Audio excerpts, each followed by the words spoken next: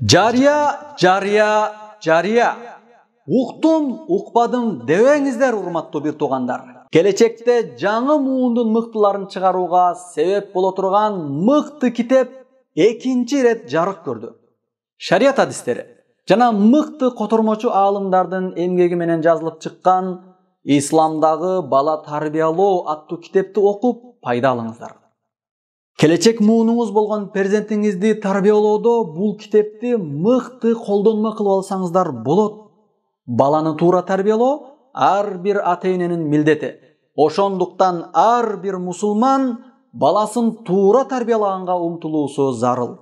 Үй бүлө жер сыяктуу. Жерден мөмөлүү дарактар өсүп чыккандай эле, үй бүлөдөн да коомдун келечегин түзгөн муун пайда болот. Эгерде үй бүлөдө баланын тарбиясына терең көңүл бурулуп, туура тарбия берилсе, анда бала мөмөлүү дарак сыяктуу болуп коомго пайда бере турган мыкты инсан болот.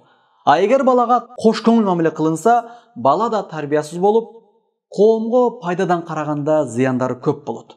Биздин бул Исламдагы бала тарбиялоо аттуу китебибизде маалыматтар такталган, тастыкталган. Ошондой эле Кыргызстандагы белгилүү аалымдар, көпчүлүк устаз дамлылар бул китепти окуп чыгышып, жакшы деп баалашып, баталарын беришкен. Балдарыбыз биздин келечегибиз. Келечекти оңдоо максатыңыз болсо, анда ушул китепти пайдаланып балаңызды тарбиялаңыз, урматтуу бир туугандар. Бул китеп жазылып жарык көрүү үчүн өтө чоң эмгектер жумшалды, күч жумшалган. Баса, ошондой эле Кыргызстанда белгилүү болгон 40 хадис китеби да кыргыз тилинде жарык көрдү. Бул сиздерге сунуштап жаткан экинчи китебибиз. Имам Нававийдин бул 40 хадис китебине өтө жеткиликтүү түшүндүрмө берилди. Жана хадистер так жана даана түшүнүктүү которулган. Азыр кээ бир медреселер бул китебибизди окуу программасына киргизип окутууда. 40 хадис жана түшүндүрмөсү аттуу китепти алып окуңуздар, пайда алыңыздар.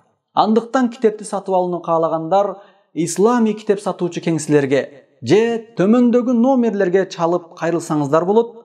Телефон номерлер экранга жазылган жана видеонун описаниясына дагы жазып калтырылат. Китепти сөзсүз түрдө алып пайдаланыңыздар. Ичинде пайгамбарыбыз Мухаммад саллаллаху алейхи ва салламдын куттуу хадистери, Аллах тааланын ыйык Курандагы Аллах тааланын буйруган буйруктары жазылган. Aqulu qawli hadza wa astaghfirullah li wa lakum. Assalamu alaykum wa rahmatullahi wa barakatuh.